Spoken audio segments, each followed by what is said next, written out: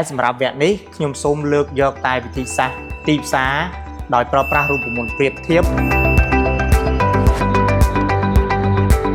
ច្បាប់នៃការកែតម្រូវ The Rule of Adjustment អញ្ចឹងប្រសិនបើអចលនទ្រព្យប្រៀបធៀបមានលក្ខណៈសម្បត្តិល្អជាងនៅចំណុចណាមួយនៃអចលនទ្រព្យដែលយើងត្រូវវិតម្លៃនោះយើងត្រូវដកតម្លៃនោះចេញពីអចលនទ្រព្យប្រៀបធៀបដោយគិតជាភាគរយឬមួយក៏ជាចំនួនទឹកប្រាក់ក៏បានតែប្រសិនបើអចលនទ្រព្យប្រៀបធៀបមានលក្ខណៈសម្បត្តិអន់ជាងនៅចំណុចណាមួយនៃអចលនទ្រព្យដែលយើងត្រូវវិតម្លៃនោះយើងត្រូវបូកតម្លៃនោះចូលទៅអចលនទ្រព្យដែលយើងប្រៀបធៀបឧទាហរណ៍ជាក់ស្ដែងប្រសិនបើយើងធ្វើការវិតម្លៃដីឡូកណ្ដាលហើយអចលនទ្រព្យដែលយើងយកមកប្រៀបធៀបគឺជាដីឡូកែងនោះមានន័យថាអចលនទ្រព្យប្រៀបធៀបគឺមានភាពល្អជាងដោយសារគាត់កែងអញ្ចឹងយើងត្រូវតែដកតម្លៃពីអចលនទ្រព្យប្រៀបធៀបចេញដើម្បីឲ្យស្មើនឹងអចលនទ្រព្យដែលយើងត្រូវវិតម្លៃតែប្រសិនបើអចលនទ្រព្យដែលយើងត្រូវវិតម្លៃជាឡូកែងវិញហើយអចលនទ្រព្យប្រៀបធៀបជាឡូកដាលវិញអញ្ចឹងមានន័យថាអចលនទ្រព្យប្រៀបធៀបអន់ជាងអចលនទ្រព្យរបស់យើងអញ្ចឹងយើងត្រូវតែបូកបន្ថែមតម្លៃចូលទៅអចលនទ្រព្យប្រៀបធៀបដើម្បីឲ្យវា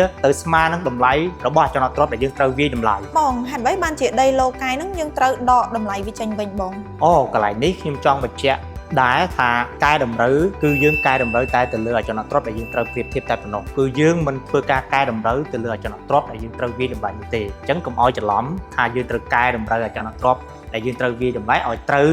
ឬក៏ឲ្យស្មើនឹងអចលនទ្រព្យដែលយើងត្រូវប្រៀបធៀបគឺយើងកែតម្រូវតែអចលនទ្រព្យដែលយើងប្រៀបធៀបតែប៉ុណ្ណោះសម្រាប់ជំហានទី4គឺការផ្ដល់ទម្ងន់បន្ទាប់ពីយើងធ្វើការផ្ទៀងទាត់វិភាគនិងកែតម្រូវរាល់យើងនឹងទទួលបានតម្លៃអចលនទ្រព្យប្រៀបធៀបនីមួយៗបន្ទាប់មកអ្នកជំនាញវិតម្លៃត្រូវថ្លឹងថ្លែងថាតើអចលនទ្រព្យប្រៀបធៀបណាខ្លះដែលមានលក្ខណៈដូច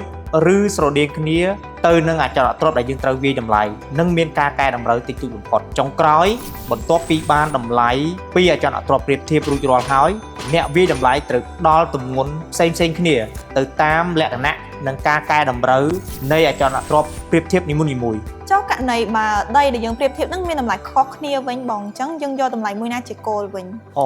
បើក្នុងករណីនេះគឺយើងមិនអាចយកមួយណាជាគោលបានទេគឺយើងត្រូវតែមើលថាតើអចលនទ្រព្យប្រៀបធៀបមួយណាដែលមានលក្ខណៈដូចឬមួយក៏ស្រដៀងនឹងអចលនទ្រព្យរបស់យើងជាងគេបំផុតនិងមានការកែតម្រូវតិចតួចជាងគេបំផុតហើយយើងធ្វើការឲ្យទម្ងន់រៀងៗខ្លួនហើយជាទូទៅគឺយើងឲ្យទម្ងន់ទៅលើអចលនទ្រព្យប្រៀបធៀបណាដែលមានភាព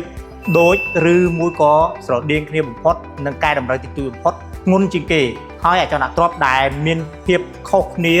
និងមានការកែតម្រូវច្រើនគឺយើងឲ្យទម្ងន់តិចតួចដើម្បីឲ្យចេញតម្លៃទីផ្សារមួយចុងក្រោយសម្រាប់ជំហានទី5គឺជាជំហានចុងក្រោយដែលយើងត្រូវធ្វើការសង្ខេបនៅតម្លៃចុងក្រោយអញ្ចឹងបន្ទាប់ពីយើងទទួលបានតម្លៃពីការផ្ដល់ទម្ងន់និងពីការកែតម្រូវផ្សេងៗហើយគឺយើងត្រូវតែធ្វើការសម្រេចចិត្តចុងក្រោយដើម្បីឲ្យតម្លៃដែលយើងទទួលបានទៅជាតម្លៃទីផ្សាររបស់អចលនទ្រព្យដែលយើងត្រូវវិតម្លៃនៅថ្ងៃដែលយើងបានវិតម្លៃ